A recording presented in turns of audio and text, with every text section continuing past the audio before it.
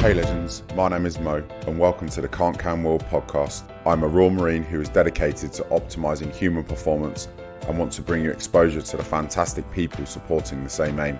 I was able to speak with a talented, driven individual who has forged a career to becoming one of football's most highly credible and recognisable reporters. We talk about her journey, mindset, working in a male-dominated environment, and what it takes to become successful as she strives to be better tomorrow than today.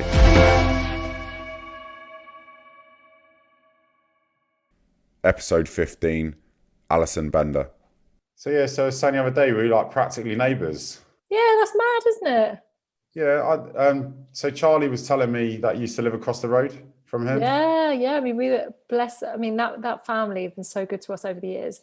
But we used to get Valentine's cards every year, anonymous, from the boys. And it was really sweet because Kathy would do it, their mum, just so that we would just feel loved every year. They would always put like a question mark. And I think it was only like after about a decade that we found out that it was from them.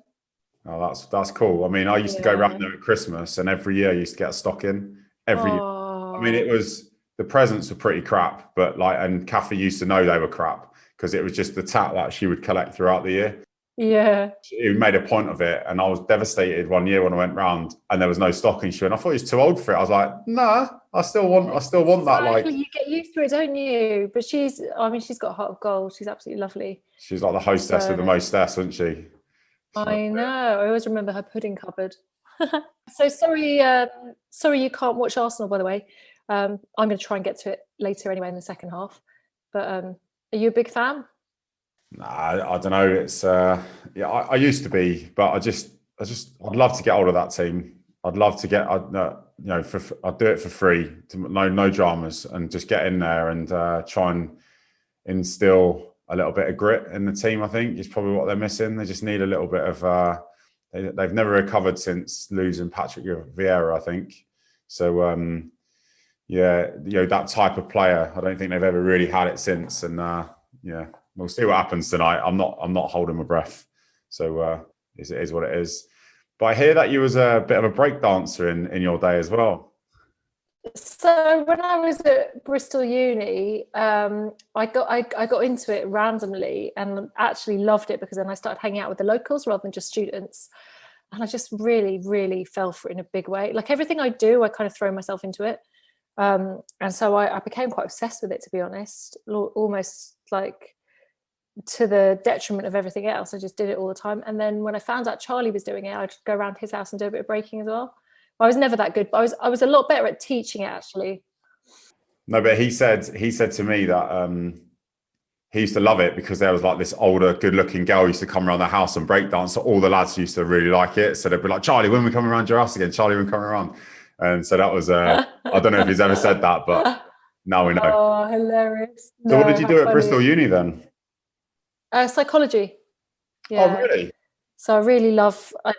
I'm really interested in psychology, and I did my dissertation was on autism, and I'm really, really interested in how different minds work. And I spent like almost a year in a special autistic school, a very, very focused, incredibly brilliant school that has obviously all different levels, but generally severely autistic children. And it's just fascinating. So I did my whole dissertation on that. And I thought I was going to go down that route, to be honest. I was thinking about staying with psychology and being a counsellor. And I did various jobs in Kingston. Believe it or not, I did a job in Kingston. No joke. I was like an outreach worker, and I worked in 4 clubs. So you'll know, I worked in Options, Vaults, Bacchus, and Ritzy on a Friday night. And I worked until midnight or 1 or something. As an outreach worker, so watching out for people who had basically OD'd and making sure I was kind of like an undercover drugs officer. And then at the end of the night, I'd go back to this the soup kitchen, which is right by Tiffin Boys, and that was open like all night long. And I would go and do counselling sessions for anyone who wanted to drop in. So, but it was a mental job for someone of my age. I was only like, I don't know, 25 or something, and I was counselling drug addicts. I was counselling all the people on the methadone project. I was counselling like homeless. I was counselling girls that have been like raped and stuff. And I was like, this is far too big for me. Like, I don't have the training for this. I was given like minimal training, but it was just brilliant, and I loved it. And I always thought, I'm going to go and get some more life experience, and maybe I'll come back to it. Sorry, did you ever go back to working in the autism area at all? I mean, I sympathise obviously with the child, but I massively sympathise with the parents as well, because obviously, you know, autism has so many different manifestations, but there are certain things where, you know, you read this kind of like book of parenting, right? And it's all wrong. If you have a child who has autism, for example, if you've got someone who's got PDA, I don't know if you know about that, but like, you know, it might look to anyone else like a naughty child, basically, who's just not doing the right thing. But if you tell them off like you would, like, you know, a normal child, they're going to get worse. And actually, if you treat them in the way that the PDA specialists say, you suddenly see that child get better. But it's very hard to get that, A, to get the diagnosis, and B, to get people around you supporting it, because people will be like, oh, you know, I think I know how to deal with this. So speaking with the play therapist, and it's really interesting because I think every parent should go to see a play therapist anyway, because it's like, it was a revelation. And I thought, oh, no, it's all right. You know, we've got this sussed. And there was things that she would say where she would say things like, when she has an eruption, if you tell her off, what you're doing is you're confirming to her that her emotion isn't valid. But actually what you're really doing, you're telling her off about the action. So the way that you should approach it is that, one, to make sure they're safe. And then secondly, to say, to lead in to say, I can understand why you feel frustrated and I would be angry too, but it's not all right to hit your brother. Or, do you see what I mean? So exactly. No, it sounds perfect. Like my best friend does play therapy. She's a psychologist, and she did a whole big course on it. And exactly that is validating that behavior and stuff is so important. And it, you know, well done for you. Like, you're a brilliant parent for doing that, because so many parents just don't think it's, you know, my dad is so flipping old fashioned, and he's like, you know, oh, all these words, all these things. And I'm like, Dad, you know, you live in a completely different era. You've got to accept this. Yeah, and I think like certainly with younger children, they don't know bad behavior. You know, their behavior is their behavior, but it's influenced by us. And actually, what I've seen is that her behavior has improved by validating her feelings, which is something I was like, wow, that's really strange thing. But we were, you know, also speaking to one of the school Senkos, who is autistic, and I didn't even know this existed, and it was something called introspection. So it's the fear that not being able to feel something inside, and so she doesn't know when she's getting hot. So when she used to get really angry when she was like sweating, like getting overheating, but she didn't know she was overheating. So she learned strategies like, when I feel water on my forehead, I need to take my jumper off because that means I'm hot. But she didn't feel hot. And I was like, that was just mind blowing to think, wow, hold on. And then she went on to say, like, some kids don't feel when they need to go to the toilet. So when you get older, you learn strategies like, I need to go to the toilet every half an hour just in case. When you're older, you know, you say, but it looks like it's normal. And I'm like, mind blown. I didn't even know that existed. No, and it's quite common. Yeah, really common. Really. And she just, like you say, she just wants to be heard. So it must be very frustrating. But yeah, the fact that you're saying, you know, it's okay, you feel like this, and I understand you feel like this. However, that is definitely the way forward. But yeah, you just have to, it's good that you've got people that know what they're talking about. It's just, but it's hard work. It is because especially with girls, autism research is done off of boys. It's based on boys. And so girls are completely different in every which way. Girls are far more intelligent than boys socially, and their emotional intelligence, even at a young age, is far superior probably anyway than the male species, you know, full stop. But she'll mimic stuff, won't she? She will hide at school, whereas boys play up at school. So when it comes to like referrals, you have to go through school to do it. So if they don't see it happening, and it's like, oh, come on, like, so it's quite challenging. my whole project, by the way, was about not writing off people. Like basically when you have autism, a lot of people are like, well, you know, this is what you should do, this is a career for you. And then there are like these amazingly intelligent autistic children that have been really let down. And so my whole point was like, you've got to find what they're really good at and, you know, encourage people with autism to go into these careers that are going to see them shine, because they're brilliant. But it's like about, you know, just understanding and diagnosing early and that kind of thing. So I loved it, but I haven't got back to it, but maybe one day, who knows. No, fair. But I think that strategy should be used anyway, targeting the people's strengths and employing them and trying to like guide them into areas of their strengths, not just generic. You know, that's surely the way to go anyway. But so how did you go from psychology and dealing with people that were ODing and counselling into the area that you're in now, which is basically media? That's a bit of a career change, is it not? Was it an overnight thing, or I mean, what was the pull factor into that field? Yeah, so when I was at school from a really, really young age, I knew I wanted to be a presenter, like straight away, from I think about age 10. And so I almost kind of did everything towards trying to get that career. And when I spoke to my teachers, they were like, you know, you can't do that. It's a ridiculous profession. Like, you won't earn any money. And they actually said, pick something from the box. And they had this box and it didn't have TV presenter in it. And they did this thing called JigCal back then. I don't know if you had it, but you sort of fill out a load of boxes and stuff about you answer various questions, and then it comes out of a computer and tells you what job that you should do. And mine came out with chiropodist. Do you know the one? So I came out with chiropodist, and I was like, this is ridiculous. This machine's ridiculous. I don't even like touching feet. Like, what? And so I was just really insistent that I wanted to do presenting. And so I actually asked my teacher at the time, okay, maybe I'll change my mind, but what degree can I do that is, they told me to do a proper academic degree. I said, what can I do that's a degree that if I do decide I still want to be a presenter, that I can use that towards?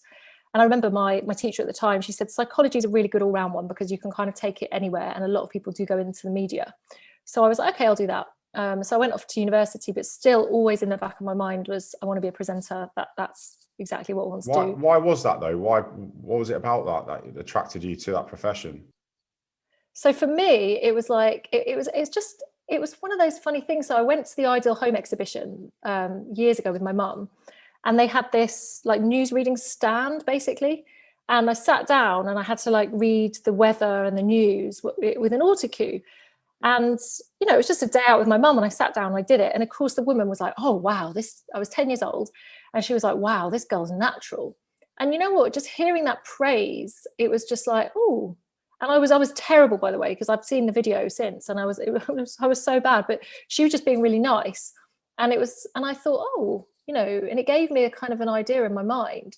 And so then from that point on, and that's why actually now I do career talks, I go into schools, I speak to 10-year-olds, and I kind of think it's really important to give people something to be excited about. I mean, you don't have to know what you want to do from age 10, but you know what, for me it really helped, because then every single thing, I feel there's a lot of pressure on young kids. They're always asked what they want to be and they don't know, and then they get really anxious about it.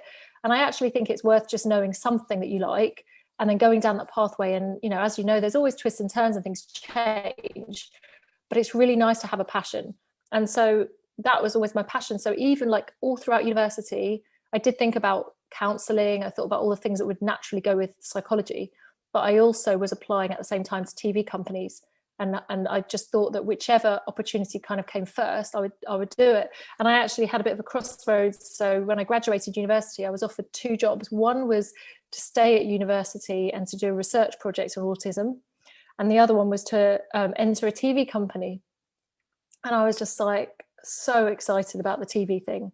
It was coming back to London, where I lived, where my parents were, and it was working in a big newsroom, and I just loved the buzz of a newsroom.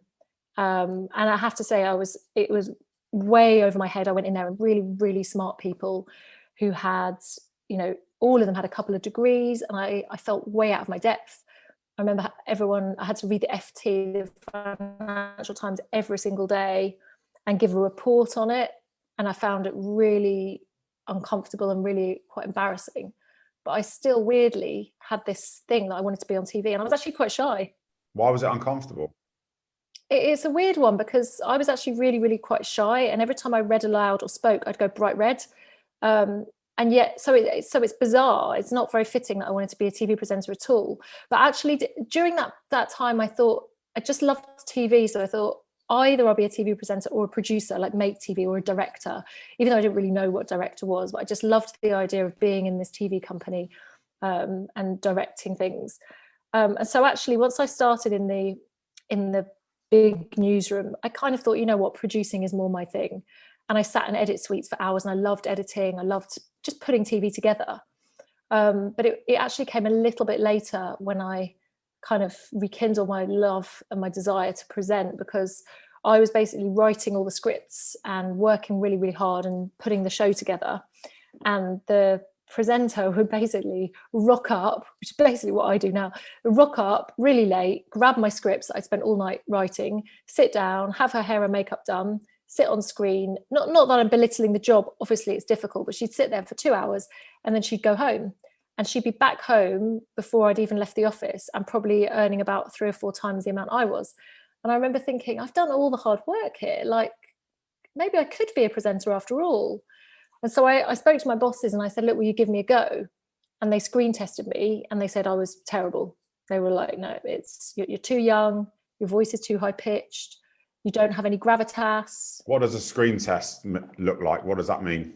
So you basically you're kind of pretending. It's quite funny. It's like dress up so I used to wait till my colleagues were basically off set. So they'd just come off the air, and you'd sit down on their very same set, which always felt really good. And I always remember I'd go in that day, I'd bring like a jacket or something and some lipstick and try and look a bit older than I was.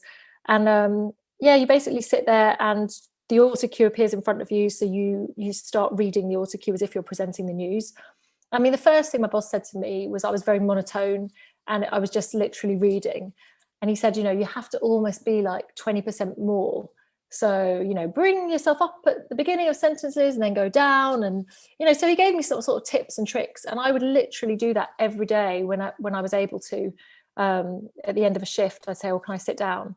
And it was embarrassing because the whole newsroom would tune in, basically. So they'd see you. But there was also a TV channel at each desk, and I could hear them. They were like, oh, Alison's doing a screen test, like number 6, and have a bit of a giggle. But I just was so stubborn. I just knew I wanted to do it. And I just thought, and I could see I was getting better. I knew I was getting better. So I just practiced and practiced and practiced. And I always thought they would give me a chance, and they never did. And so one day I just said to them, I really want to do this. I'm going to leave and go elsewhere and be a presenter. And they begged me to stay because I was a good producer. I'd been there 6 years. And they said, look, please stay and be a producer. And we'll let you go off and do freelance work elsewhere, and you can chase your career but still stay with us.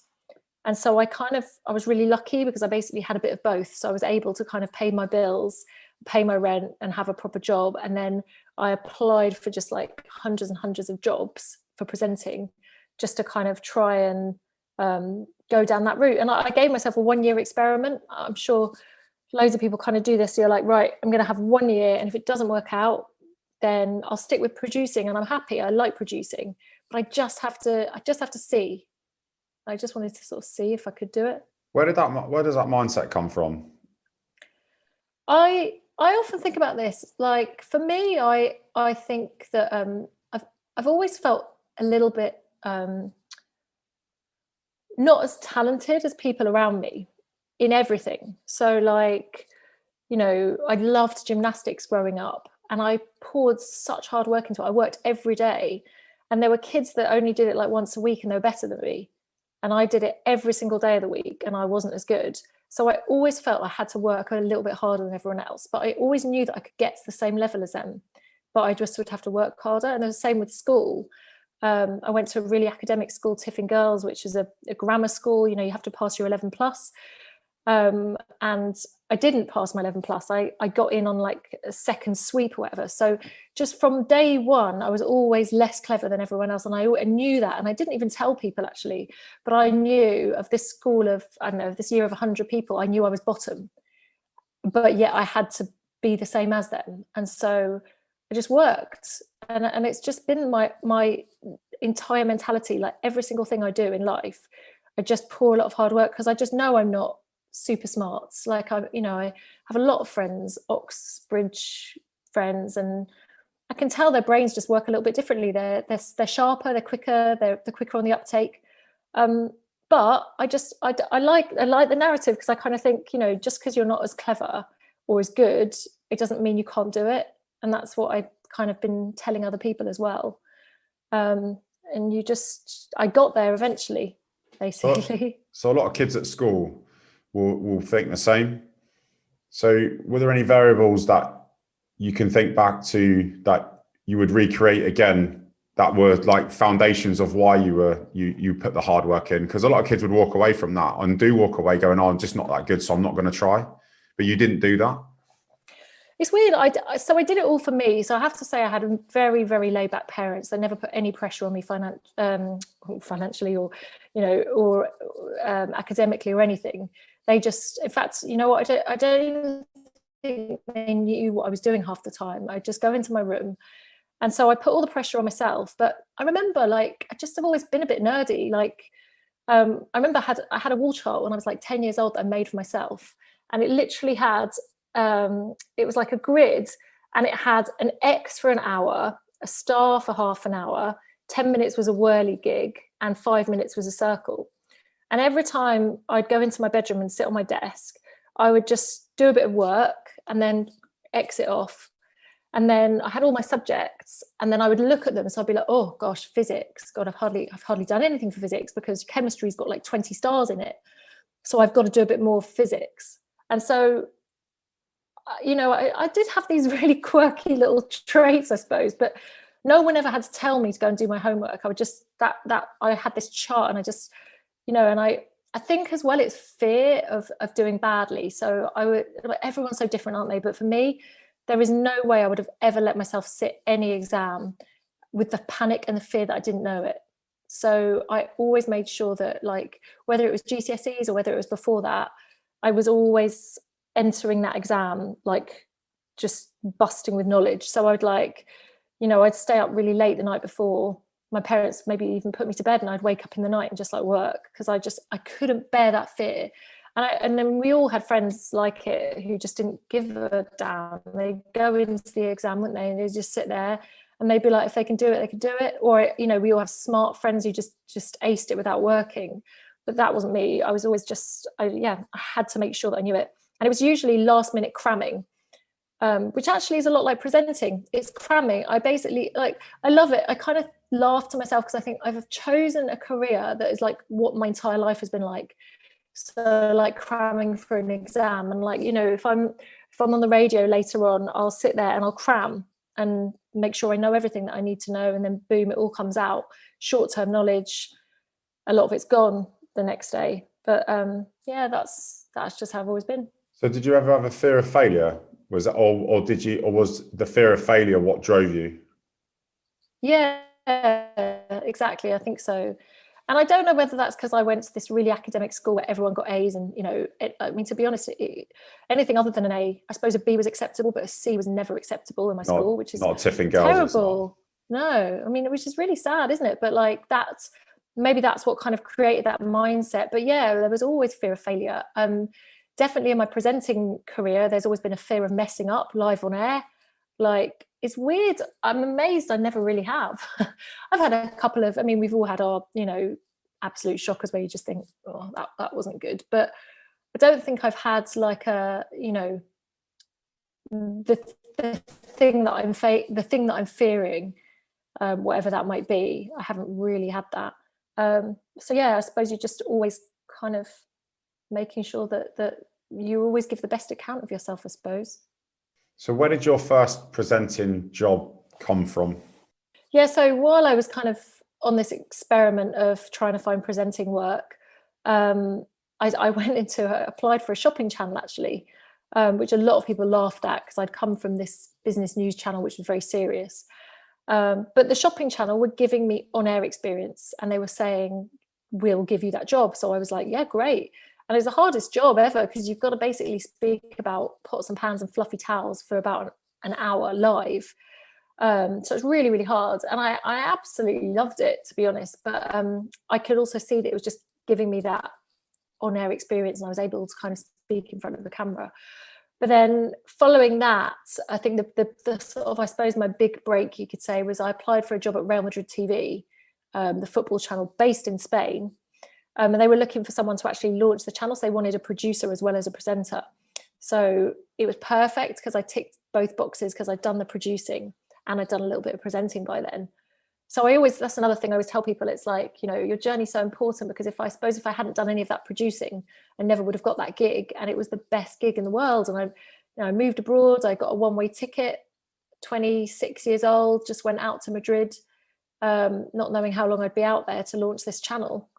And it was just like the best experience of my life. It was absolutely brilliant. And they say when you're outside your comfort zone, you grow the most. And I grew in that 2 years. I just learned so much. I absolutely loved it. So a lot of football clubs have these TV channels. So what's the basic premise behind them? What are they for?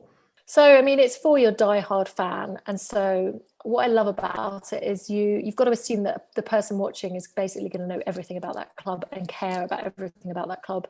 So it's literally like, it's so funny, actually. I've never thought about this, but you're right. That job couldn't be more perfect for me. It's kind of nerds TV, basically. People that, that really care about the club and want to know everything about it. And I loved that, because that was another opportunity for me to just throw myself into like mass research. So yeah, I learned everything about that football club that I could, and read all the history books and everyone's autobiography. And then every day we'd make news programs. We'd go to the training grounds and show, obviously, the players training and interview the players. But there was also a lot of history of the club as well. So, it was like no stone unturned, basically. We did, everything about the club and the club's history. And it was right up my street. I loved it. What was it like seeing the Bernabeu for the first time?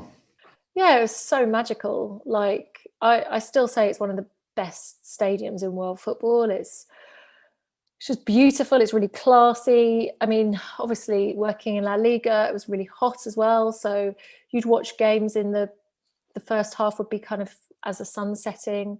The second half, it's just kind of dusky and warm, and it was lovely. So it was a very different experience coming back to the Premier League. But I mean, I really fell in love with football then. I'd always been a fan by fault of by proxy. My dad was a big Chelsea fan, so he brought me up as a Chelsea fan, and he loved football. But I've always said I was a really girly girl, and I wasn't that interested in football, because we weren't allowed to play at school. We weren't taught it, so I definitely wasn't any good at it. And so again, it was something that I had to learn and had to become passionate about, which was easy because it was just such a brilliant place to be passionate about football. And so I guess I came quite late into the love of football, but then I just became hooked. And then at that point I was like, even though the obsession had been television, I suddenly realized everything else had been like a bit of a stepping stone. But suddenly I was like, right, this is what I was made to do. Like, football and football presenting is exactly my thing. So is the reality of football the same as what we would see on the TV? There's a lot of politics. It's sad. It's almost like, how they say you should never meet your heroes. I'd also maybe say you should never work for the football club you support, because, you do see you see the fact that it's a business. You see the fact that there's another side to it. And it's a weird thing as well. Like, so if you're around a football ground, a training ground as well, after a defeat, like, the mood and the atmosphere just stinks. It's just a horrible place to be. People are just really agitated, because it's just so important, particularly when you're talking about Premier League or La Liga. It's just like there's so much money involved, so it can be quite a toxic environment, I suppose. But at the same time, it's just a massive privilege, because that no one else gets to see this stuff. So, like, if you're invited to watch a training session and that no other journalist is able to see that feels really special. And so one thing I always did from the start, and I'm so pleased I did it, was I took meticulous notes from every single training session I ever attended. And some of them are like ridiculously boring. Like, you'll just open my notebook and it's just a list of players and exactly what they were doing. But some years down the line, I love just going back into those diaries and just having a look, and it's like great nostalgia. and some quite nice little tactics as well. The change in mood in terms of women's football and females in that sport is probably slightly different to when you started out in football. So how was it that experience? Do you know, it really wasn't that weird. So when I went to work for Real Madrid, I always say this, I never really noticed that I was a woman working in football, to be honest. It was Real Madrid TV was pretty balanced, actually. There were a lot of women there who loved football, who were passionate about football. And it didn't feel like a strange thing at all. There was a team of 6 of us. There were three girls, 3 boys. So it felt just completely normal, actually. And also because I was a presenter, so it was very much, I don't know, you're on screen. So to me, there had to be representation from both sexes. I think when I noticed it most was when I came back to Premier League. And when I came back to the Premier League, and I suppose when I started going to matches and I was in the press room and I was the only girl there, or one of very few girls, and I definitely started dressing differently. I'd been out in Madrid and I'd had a stylist, and they always put me in high heels and sharp suits and hair and makeup and all the rest of it. And when I came back, I was like in jeans, boots, big coats, trying to look as masculine as possible, trying to blend in. And it's sad in a way because I was on camera and I should have wanted to look nice, but I wanted to just blend in. I didn't want anyone. And the people weren't that kind. Like, some of the journalists and some of the broadcasters that nobody kind of took me under their wing. No one was really that friendly. It was very dog eat dog. And I kind of had to sort of bit by bit gain their trust, I suppose, and show them that I'm serious. I'm not just using this as a stepping stone. This is something I know about. And that's the thing. I think as a female, you definitely feel like you have to earn your stripes. They would always like ask a question and you'd think it was loaded. Like, what did you make of that first half? Or what did you think of his performance? And you always felt like you were being judged on whatever your answer was. It didn't feel like it was just a question. Did you know that you were changing your appearance and that you changed maybe the way that you were from Spain to England? Yeah, definitely. I mean, I made a real point of it. Like I'd go to reach into my bag to put my lipstick on, and I'd think, oh, I can't do that here. Can't do that in public. Whereas now I'd do it. It wouldn't.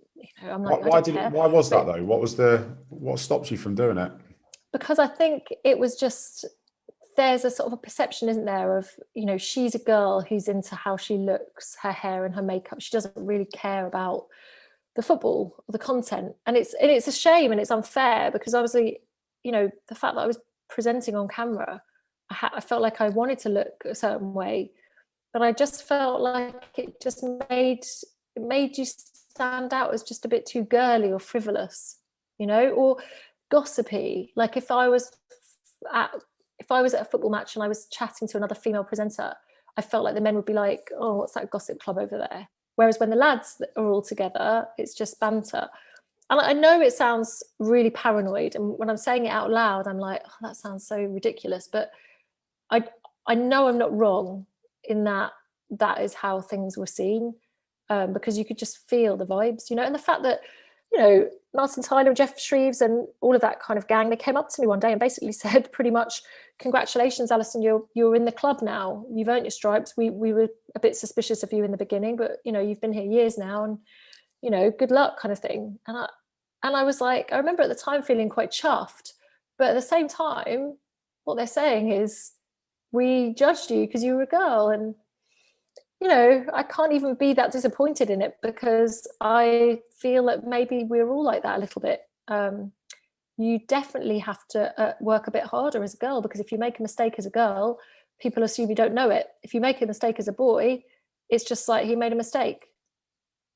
In the military, like so new Marines that pass out of training, they go to unit in a very similar way. They have to sort of prove their worth, as it were. They don't get ostracized or anything like that, but they still have to do that. There still is a sort of acceptance period where, the guys will be watching to see how they get on with their tactics and, just to see it.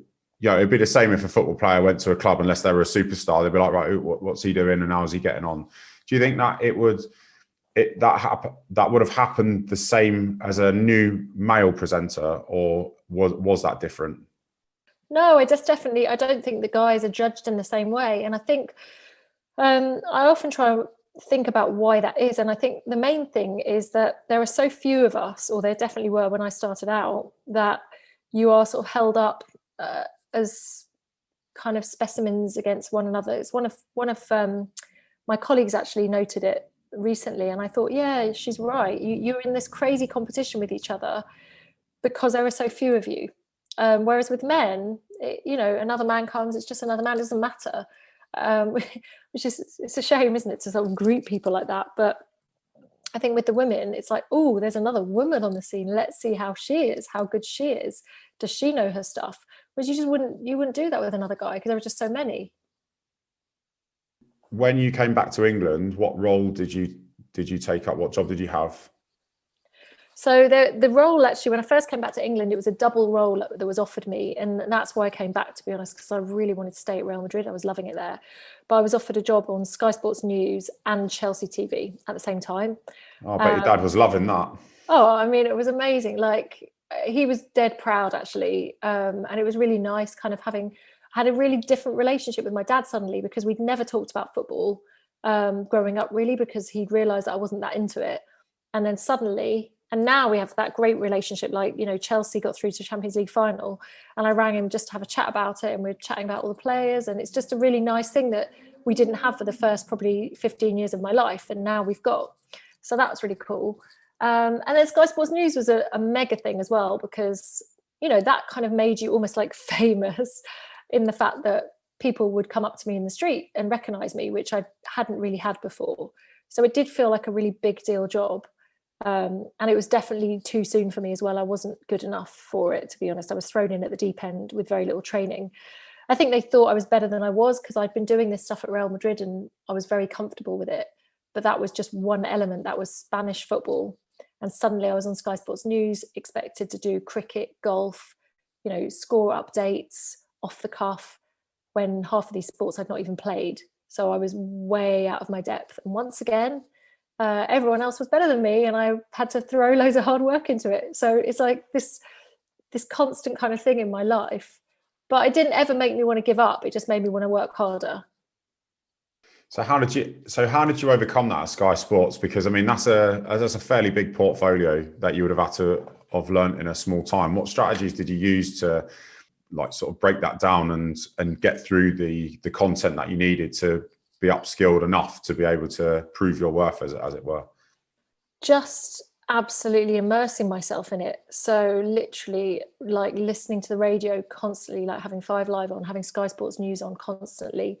And then I was having to not only learn the sports element, but also the presenting. So at the same time, my bosses were telling me, you need to learn how to smile, the way that you come in when you're sort of greeted on Sky Sports News, you kind of the credits roll, and then you're up, and then you kind of have to look at your co-presenter and look back to screen. And it sounds really natural, but it's really unnatural. It's a really weird thing, when the other guy's talking, I'm like, well, what should I be doing? And my boss taught me that you look a bit at him, then you look down. And actually, when you watch people do it well, they look completely natural. But actually at the time, it's not natural at all, because if you think about how you act in normal conversation, when a person's talking, you actually stare at them the whole time. If you do that live on TV, you look ridiculous. So so I'm learning all those skills, plus I'm learning everything else. And yeah, just did tons and tons of reading. I just had a million tabs open all the time while I was on air. And I must have looked, I was like a rabbit in headlights, to be honest, because I was just overwhelmed. There was just so much going on. But yeah, I did get better, and I learned so much. It was such a steep learning curve, and I didn't really switch off. I'd do my 3-hour shift on air. I'd come home and I'd watch it back, always start to finish. How could I have done it better? And I suppose one of the things I always say is I never made the same mistake twice. I made plenty of mistakes, but I never made the same one twice. So you say you use the word that you immerse yourself into things, and you've said that a few times, which seems to be a trend. But there's a trade-off to happen when you do that. So can you explain some of the sacrifices that you've had to make to immerse yourself into your professional career? Yeah, to be honest, I think that I've made a huge sacrifice for my career, because my career has kind of become my life, I suppose. I've always been pretty sociable and I've gone out with my mates and stuff, but I think all my mates always knew work always came first. So, you know, whenever I would always be dropping out of parties or whatever it might be because there was a work shift or something I had to prepare for. And I think it just sort of became that way. And it did get, I definitely think there was a stage where I worked a bit too hard and almost people just stopped inviting me because they always knew I'd just drop out. But then at the same time, I remember at the time thinking, like, my job is just as fun as going out. So what's the point? Like, it's really bad. I actually remember this one time when I turned down a work shift to hang out with my mates and go to the pub. And it was just a normal, great night, which I would have normally loved. But I remember thinking, oh, I wish I'd taken that shift at work, which is terrible. But because my job is so fun, or it's like you might be interviewing a footballer or something like that. So I suppose over time, you have to find a good balance. But there have definitely been periods throughout my life where I've put way too much into work at the expense of everything, for sure. I think it's an important question to ask, because the perception on people that are successful is, oh, it's all right for them. But actually, when you scratch underneath the surface to find out why someone's successful, you start then to realize that being professional is a sacrifice. If you want to be highly professional, you have to make sacrifices that other people aren't willing to make to achieve what you've achieved. So it's all very well that someone might have 2 million followers on Instagram and someone's earning lots of money doing X, Y, and Z, or their business successful, but they would have made sacrifices. But an interesting point that you made about that you enjoyed your work and you would a lot of the time rather have been at work. I watched a TED talk with a guy called Sir Ken Robinson. I don't know if you've come across him before, but he talks about it's worth looking at. He unfortunately passed away I think last year, and he's an education specialist, and he talks about innovation and creativity. And he wrote a book about being in your element, and a couple of the factors that constitute you being in your element is that you have a natural aptitude for something and you feel like that you can't distinguish yourself from your job, and then you never work again. And it sounds like that has been when you fell into presenting. You're in your element, hence the reason why you would rather work than maybe choose friends. Yeah, no, it's true. And you talk about the sacrifice, and the sacrifice is constant. So it's like, if you watch a football game, for example, so like last night's a really good example, actually, because it was my team Chelsea playing Real Madrid, massive game, got through to the Champions League final. Now, I was on the radio that night, and I'd love it. Like, I can't, under normal circumstances, obviously we're in COVID and everything, but you'd have your mates around, you'd be drinking beers, you'd be having a great laugh, and you'd be watching the game and enjoying it. But I take in football in such a different way. Like, people wouldn't even believe the way that I watch football. It's with a notepad. It's, I'm making notes constantly. I'm referencing stuff, and yet, like, I kind of get excited about the buzz of like knowing that that's how I'm going to do it. It's like there's just that is how I watch football now. It's just very different. But yeah, I mean, sacrifices, there have been so many. I mean, the biggest sacrifice, the kids, I think, was the big thing that made me realize, like, I'd always sacrificed friends, but friends I can see another day, and I've got a really nice circle of friends, and they have all got great careers themselves, and we all just kind of make it work. But I think the kids thing was really, really hard because I had to make massive sacrifices.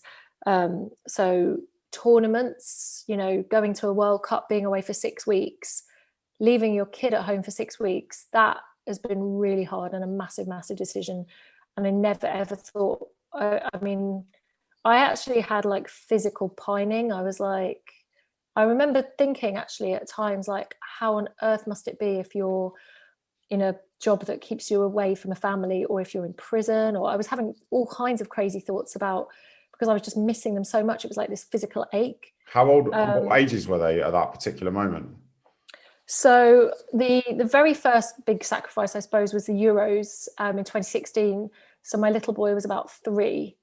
And I guess as they get older, maybe it's going to be easier, but maybe it'll be harder, but in different ways, kind of thing. Because they'll just be able to guilt trip you more. That's all. Yeah, exactly.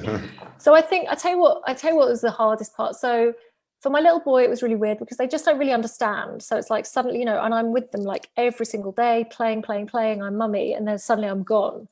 That was really hard. And it's like, and when I was busy, when I, like you say, when I was in my element and when I kind of threw myself into it, I didn't allow myself to really think about them, and or about him, because it was just one at the time. So I just went to work and I just got on with it. But then you obviously come back in the evening and you're in your hotel room, and there was a little cot in my room where they put a little Winnie the Pooh blanket because he was coming out to visit me. And I would literally stare at that cot every night and I'd be like, oh, I'm really missing out here. But the time that was like the worst, and I still don't know how I did it, to be honest. It was a really big decision for me and my husband. So the World Cup, and I'd always wanted to work a World Cup. My daughter was 9 months old, and I was literally like, you know, with her every day, like proper stay-at-home mum. And she was a baby. She was a little cuddly babe in arms, you know. And so I went away and I did the World Cup knowing that during that period I would miss her first steps. And that was really tough because what I left behind was like a baby.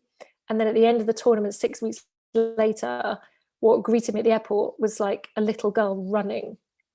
And that was really tough. And I don't know whether everyone listening to this will understand it, and I can't quite put it into words, but it was like someone I knew, like my own part of my own body, looked so unfamiliar for like a second. I was like, it was just horrible. And I just kept having to say to myself, like, you know, it was your decision, you made that decision, you know, you have to live with it, but it does kind of come back to guilt trip you. But then hilarious now, she doesn't have any recollection of it whatsoever.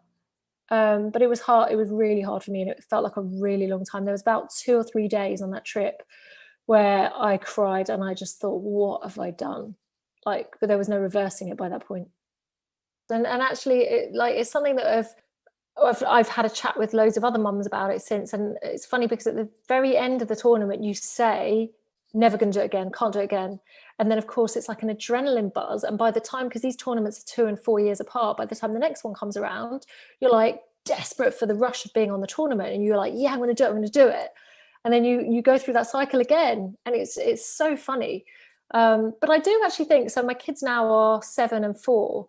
And I actually think I would feel fairly comfortable about it now, because I think that FaceTime is so brilliant. Like, I know you say sometimes it's hard to kind of do that, and some people actually did give me that advice. They said, don't phone home, don't come and meet halfway through a tournament, it'll kill you. But I don't know, I think I can kind of do that now. I think the hardest part was the touch. It was the physical element of the touch of this chubby baby. And yeah, just I made some big sacrifices. I mean, crikey, I'd been breastfeeding not that long before, and I'd kind of started like weaning her off it with thoughts of this tournament, which sounds so incredibly selfish when you think about it. But it was just, you know, a big family decision that we made, and a financial decision as well. Do you feel a lot of pressure? Let me rephrase that question. I've spoken to someone else on one of my podcasts about the mum professional balance and the pressure that is, whether it's perceived or external, about trying to be the you know, a good mum, which is a pressure in itself, whatever a good mum looks like, because, you know, and also trying to have a highly professional career and not jeopardize the both. Do you ever find yourself in a little bit of turmoil about which one whether you're doing the right thing in either, or whether you're doing one too much in the other? Like, how do you manage that? Yeah, constantly. And I came up with this thing that I sort of invented myself. I mean, it sounds ridiculous, but I don't know whether anyone else has ever spoken about this, but I basically just sort of redefined time in my head, because I feel like time is given to us like a daily basis, right? And we feel like we have to do things in a day. And for me, I sometimes can't be a brilliant mum, and I like doing everything well, but I feel like I can't be a brilliant mum and a brilliant worker in the same day. I can't do it. And I always just sort of thought I'd judge myself per week instead. which sounds a bit weird, but it just helped me a bit. So I'd be like, there are some days of a week where I literally have to put a lot into work and I won't necessarily be such a good mum that day. But then the next day I will just go crazy being the best mum ever and feel that I've balanced it out. And I sort of do it with everything, with exercise as well. Like, I'm not one of those people, I don't have time or I don't make time to exercise every day. And I'd feel guilty if I tried to fit all these things in a day and just get it all wrong. So I do it per week, and I'm like, right, so this week I feel kind of content because I've done a little bit of mumming and a little bit of work, a little bit of exercise, rather than trying to just be brilliant every day, which I think is just ridiculous. But yeah, I mean, I'm constantly juggling all the time. And I definitely think both things have suffered a little bit, for sure. Like, I definitely, if I wasn't a mum, I'd be a lot better in my profession. But it's something I've chosen. I love being a mum more than I ever thought I would. And so, yeah, I think you just have to accept it. And I think I have accepted it now as well. And I feel a lot more, I don't feel that mum guilt anymore, because I've kind of been a bit more accepting of it. And I know why I'm doing it now as well. I love that about the planning over a week rather than a day, because we always look at trying to attack the day and what we're going to do today or what have you done today. It's never this week. And it just gives you that sort of overdraft that you need and a little bit of latitude to be able to do what you need to do. But I always found that trying to be, because I get the same thing. Like, I'm quite hard on myself about whether I'm a good dad or not. And I always reflect and think to myself, did I do that well enough? Or I shouldn't have done that to the kid. And sometimes I'm a little bit too harsh on myself. But for me to be a good dad, I need to have work to make me balance. And this is nothing against the kids, but if I just had the kids, part of me would not be there, because I need to have something else. Not because they're not enough. Totally. And I don't want it to come, I don't know whether I'm explaining this right, but I don't want it to come across like they're not enough, because they absolutely are. But that my DNA is made up of a split of things. And to have that balance and that equilibrium, it needs to be there. If that makes sense. It makes total sense. And you can be so much better. And I find that I am so much better when I'm doing those other things that give me my buzz. Like you say, like when you're in your element. Like, honestly, like, lockdown was really tough because I like being the fun mum. Like, I like getting down on my hands and knees and playing and really enjoy it. Like, my own mum was the same. Like, she never played at me, she played with me, and that really stuck with me. And I always want to be that person. So, like, when I'm at the farm, I don't want to be just like pointing out the chickens for them. I want to be like excited myself, but I can't do that every day. And the reason why I found lockdown really hard is because I'm like, I can't be that fun mum all the time, every time, and so I'm going to feel guilty. But I can be that fun mum when I've done the things that make me happy as well. So I totally get your point. And I think, like, it's almost like the pie, isn't it? And you have to have all the different segments of the pie to be good. And it's like, I'll be a much better mum when I've done all the other stuff that makes me happy as well. And I think overall as well, what I struggle with is just being kind to yourself in that respect, trying to just give yourself a bit of a break. And the woman that I spoke to before, Helen, on one of the other shows, she said that you've got to give yourself a bit of a break. We're human at the end of the day. And that pie analogy is quite interesting, because I suppose everyone will have different volumes and segments of that makes up their sort of circle. It's really it's good food for thought, I think, certainly. Be good, wouldn't it? It'd be interesting to get different people to sit down and see their different pies. But that's the thing, like, that was my whole point. I couldn't put that pie into one day. It had to be over a week. Otherwise, it wasn't going to happen. But yeah, I often think about that. I'm like, has anyone else ever spoken about that? It's not like I think I've invented it or anything, but it's just like, as soon as I allowed myself to do that, suddenly I felt so much more relaxed, because I know some young girls that are really body obsessed and they have to work out every day, and if they don't work out, they feel terrible about it. And I was like, I don't want to do that to myself, whether it's with mothering, whether it's with exercise or whatever it is. Just don't want to do that to myself. Like, life's supposed to be fun. So, When you come back to England, you said that you were one of the first, or one of the only females in the room full of men. Has that dynamic changed? And if it has, have you ever found yourself in like a mentoring role to other women that wanted to follow the same profession?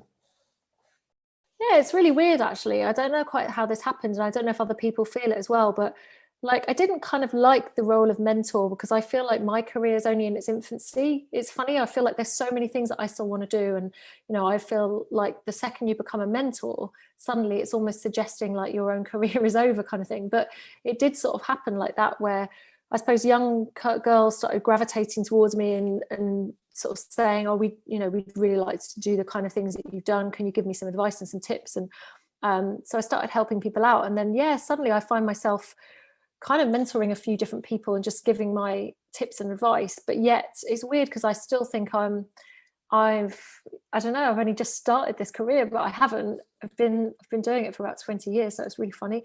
But I do enjoy it, and I like giving my tips because I just think it's been really hard along the way, and I might as well share those things because it's like if you learn that the hard way, then it's not that fun. And like there were definitely times that I think I've toughened up as a person. I was quite a girly girl, like I said. I was quite a soft girl, I suppose. I cry a lot, and I was quite sensitive.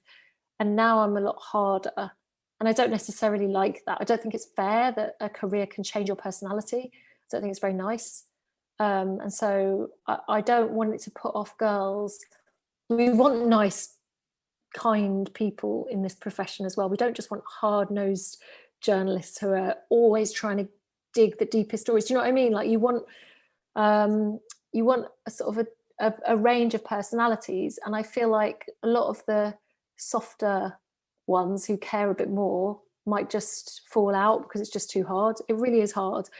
And that's one thing I want to say. I mean, I'm on social media a lot, and like so many people come to me and say, oh, love your job, it looks brilliant. I love football. They say, I love football, I could definitely do this job. And I always think like it's just not enough to just love football. Like we all love football, right? Like everyone loves football. How are you going to set yourself apart from every single other person that loves football? And you don't want to be too hard or patronizing, but it's like there's got to be something else. It can't just be the love of football, right? Yeah, it's that man in the arena quote again. You stand at the outside of the arena looking in, commentating, you are picking fault or praise or whatever it is, saying, oh, I'd love to do that.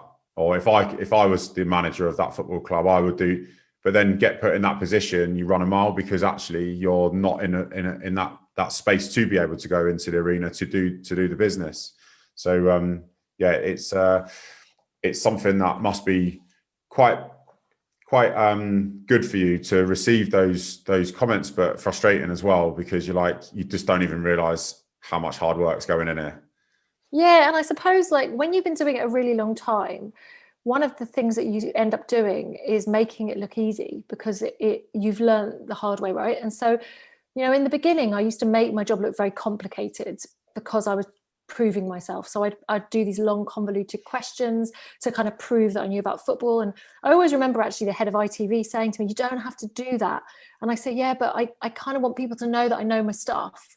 And he's like, the best interviewers just keep it simple. And so over time, you obviously keep it simpler and simpler and simpler. And so the bad thing about that is that someone young, say a 14, 15-year-old, is watching someone asking the simplest of questions, literally, yes, no, and thinking, well, I can do this. But that's the whole point. It's like you need to have gone through that journey kind of thing. And that's, I suppose, what I'm trying to say to them. But usually they contact me on social media. So you get about 32 characters to respond. Well, that's not a bad thing. It saves you time. Yeah, exactly. Where do you see women's football at the moment, and where do you see it moving to in the future? Do you feel there is real impetus behind moving the women's game on at the rate that it needs to be? Yeah, I mean, it's been incredible over the last decade. We've seen so much change. I mean, the fact that Chelsea ladies, for example, Chelsea women's, they're called now, are in a Champions League final, and BT Sport have agreed to show that free to air. There's been so much more investment in it. And like, we always say, don't we, like, you can't call two things equal when one of them hasn't had the investment and you need to kind of invest in something for it to sort of bear fruit, I suppose. So we are seeing it. Some people might say that it should have happened before, but I think it does take a long time to kind of get into people's consciousness. And the fact that it is, I think it will come on leaps and bounds now. I think the pandemic kind of obviously held things back a bit. It's funny because I'm a woman who works in football, but I actually don't work in women's football. And it's odd actually, because I do get a lot of requests to come and speak about women's football, and of course it's gathering momentum. And it's great now that actually part of my job is to talk about women's football, just because it's football and we all have to talk about it. So it just shows that it is it's becoming just the norm basically, rather than something that's kind of given it a second thought. And there does need to be more investment, but I think we will see that growing as time goes on, for sure. Yeah, it's great to see the opportunity that's being provided now. And if my girls said to me, Dad, I can't do that, and why? Because I'm a female, I'll be like, right, hold on, let's go and sort this out. So it's good to see. It's good to see that the opportunities are there, and the investments is finally starting to flourish. Because what you'll see is the games being showed on the TV from all sports, and so I'll have it on the TV in the house. So it's that subconscious that they're constantly seeing women's sport on the TV, which is more available to watch now, which is fantastic, because that subconsciously will motivate them as a norm, which is great. Definitely. And sorry, one of the things I've noticed as well that's really interesting, that's never really happened before, and I don't know if you've noticed it, but I'll be reading an article, I'll just read a headline or read something, and then I'll have to actually go back and think, oh, hang on, is that women's football or men's football? Because they're starting to be treated so equally that actually you might stumble upon an article about the women's game and not realize, because it's not hidden basically. So so that's a great thing. So what's next? So one of the things that I love, I love interviewing people, and I'm really interested in people's journeys. And as as we discussed, I did psychology. I'm really interested in the human mind. And obviously I get to interview footballers all the time, and I'm so bored of their cliche questions and answers, and we've heard it 1,000 times, and they're bored and everyone's bored, but it's part of what we have to do. And so for a really long time now, I've been asking to try and do my own set of interviews with players and managers, and it's been really hard actually, because everything's about money and investment and rights holders and etc. But finally I've managed to get a production company backing me to do a brand new series that I'm really excited about, that's going to come out next year. At the moment it's called The Man Behind the Footballer, but I might change the name. But basically it's me speaking with footballers and managers, and we're not talking about football. So it's going to be about what drives them, what motivates them, kind of the conversation we've had today about their journeys. But crucially, we're just not going to talk about football, because we've heard all that. You can find all of that out there. And I just really care about them and how they got to where they are, and some of the things that we might not know about them. And I'm really, really excited about doing that. So that should be out. I want to produce it really nicely and really carefully, and I want it to have longevity. So it won't be about getting a headline or a news line. So it's not going to come out quickly. Even once I've done it, I'm going to spend a long time producing it. So hopefully you'll see that at some point on screens of, I don't know, I mean, maybe even globally as well. We're going to try and sell it to a few different companies, but I'm really, really, really excited about that. So that's a big one for me. I mean, I just love my freelance work in football. I want to continue doing it. I love hosting. So to host a show, phone-ins, talk shows, whatever it might be, that kind of thing I still want to keep doing. But I've been really enjoying doing podcasts and producing more sort of something that I could be a bit prouder of as well, rather than something that just makes the news for a day. Because you've got your own podcast as well, is that right? Yeah, so it's really a recent thing. I just started it in lockdown, to be honest, and it's a similar idea of just learning about people's journeys. It's called Talent Takes Time, and it was kind of born out of the idea that a lot of people ask me what it takes to get into this job, and I always tell them it takes time, and it's practice, and it's the journey and everything. So it's me having conversations with people within the industry, basically. So that's out currently, and I'm going into a second series of that, and I'm moving out actually towards athletes, and I'm going to be interviewing people in different fields as well, not just TV presenting, because I just think it's quite an interesting concept, and there's been a lot of stories that resonate no matter what kind of area you're in. So I'm going to carry on with that as well. So yeah, I don't really know the future holds. But I love presenting and I love football. So hopefully those two can just continue gelling. Oh, it sounds amazing. And I'm going to subscribe to your podcast because it's exactly the sort of thing that I'm interested in. And I was really happy to find out that you were doing that sort of topic. And the production sounds interesting to find out what's going on behind the glitz and glam, really, of what the individual is saying. So, but thank you very much for coming on the show. I really appreciate it. And from what you've been saying and the things that I've read, it's about, I think you probably will disagree, but you've been a bit of a pioneer in women's, certainly in the media and certainly in presenting in a male-dominated environment, which is fantastic to see. And it's great because that sets a tone for, young girls like mine to have more options as they grow. So thank you very much for that. Oh, pleasure. It's quite funny, isn't it, the whole pioneer thing, because it's like you have a job and you just do it, I suppose. And there are so many women that sort of came before me that definitely had a much harder job of it than I did, because I was really lucky that I was given the kind of the backing and the acceptance. Like I said, when I was at Real Madrid, I didn't even notice that I was a girl. But like, I don't know, colleagues of mine like Jackie Oatley being the first female commentator on Match of the Day. I mean, that kind of pressure, there was absolutely no way. I probably wouldn't have stayed in it if I'd had the pressure that she was under.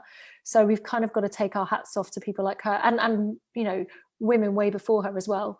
But yeah, I just hope that there can be a constant stream of women in this, so that, like you say, young girls like yours and mine can like see it and believe it and want to do it, hopefully, as well. Yeah, well, I'm sure that's going to be the case. Thanks so much again for coming on. No worries, pleasure. If you like what you hear, don't forget to subscribe to the podcast channel for updates on new releases. And why not leave a review on your podcast provider and follow us on Instagram on the @Can'tCanWill page to show your support. Thanks, legends.